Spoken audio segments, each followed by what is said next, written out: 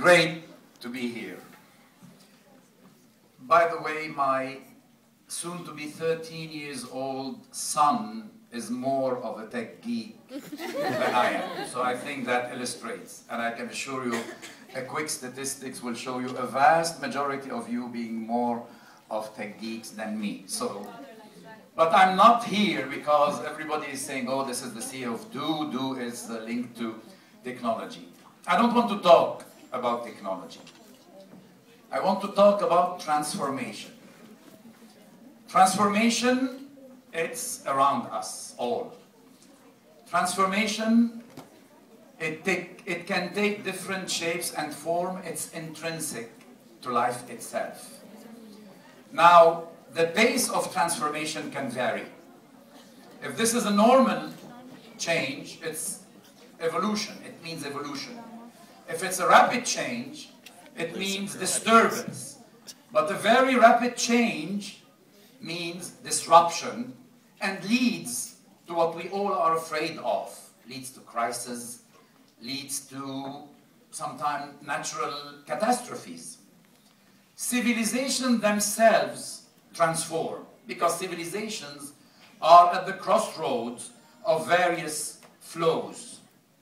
Now, when we consider, if we just keep in mind that communities, cities, civilization themselves were born and created around the natural means of communication. Here we are saying the word, communication, because of the need of mankind to link, to communicate, to interact. This is why you have civilizations around shores of oceans, along rivers, along roads, in between mountains and in valleys. If we take this into account, then it comes as no surprise that the new means of communication that we are living and witnessing, and that some of you are holding in your hands, or some development of existing means enabled by the extraordinary rapid pace of technological advance, all this is contribution to what we feel as disruption. Now, it's very important that we take into account some of these milestones. Mobile telecommunication introduced a fundamental new dimension to mobility. Mobility being as old as civilization itself. I mean, this part of the world is the land of nomads and people who used to, and this in itself, mobility is as old as civilization itself. But now, mobile telecommunication brought a new dimension with a promise of a new type of freedom, with a promise of new type of enjoyment, with a promise of new type of efficiency, a new type of prosperity. And this is why we are now looking in few years at the time where there will be more mobile devices on that earth than human beings on this planet. Yet, a lot, if not all the experts, something like 20 years ago, because this is, you know, it's close to 20 years ago, a lot of these experts were not seeing this incredible impact that it could have. Experts were crunching numbers, experts were extrapolating curves. And I remember the time where we were seeing penetration rates being, you know, 8%, 10% only. Just for the comparison, you have more than 200 penetration rate of mobile in the UAE, the most penetrated, or the most, the country where the use of mobile telecommunication means are the most developed in the entire world. Then the internet created this extraordinary platform where other components of your life, knowledge, information, could be shared.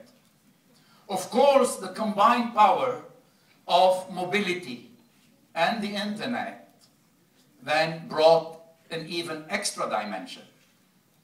But the true innovation that happened almost by accident, social networking, just 6 or 7 years ago, 8 years ago. Now, amazingly surprising when we see the impact of this now around us, how short this period is. Social network was fueled by the irresistible need of human being to connect to others, to open a window and to widen your world. And this is what happens. And as was pointed, this is now inducing fundamental changes for individuals, for communities, these farmers in Pakistan that Sheikh Nahyan mentioned, for corporations, for governments, for entire societies and nations, not to speak on the change of history. If 2011 had one headline, as far as we are concerned, is this acceleration of history that we saw happening in the Arab world. And we all know the role that social media, the capability of communicating, have played in this. Now we are at a time where being connected is moving to become a basic human need. We were arguing and debating a few years ago as experts, and we were saying that the next big thing would be things like, we were all in conferences 10 years ago, and the next big thing should have been mobile payment or e-payment, etc., etc. And social networking happened by accident, transformed everything, was this wave that took everything and transformed everything, and yet the experts did not see it coming. A lesson of humility to all of us, because it just happened by the people. It did not happen by the industrial players. It happened because you felt this need, and you made it happen. And this is now impacting everything in our lives, our individual or our collective and social lives. Our access to information, our access to knowledge, our access to the doors that we have with our administrative life, our access to our bank, to the supermarket, to our friends, etc., etc. With this incredible sharing capability comes as well the counterpart. Because yes, we are moving from shared certainties that industry players, individuals had. We are moving to shared uncertainties, from unshared certainties to shared uncertainties. But with this, we should have as well bring a sense of responsibility. We should as well, like any new technology or any new capability, we should bring the antidotes of some drawbacks or negative effects that the technology itself can create. We should think what to do about privacy, a subject that we should think about what to do with protecting from undue exposure. We should think about protecting from criminal behavior that will induce your privacy or use it for fraudulent things. All these things are now part of this ecosystem that is happening, and that is day by day in the move, in transformation.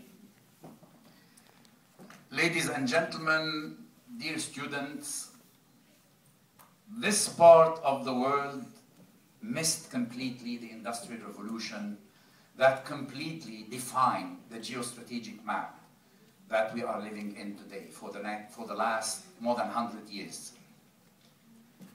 We did not create, we did not develop any technology. We were buying and using technology only.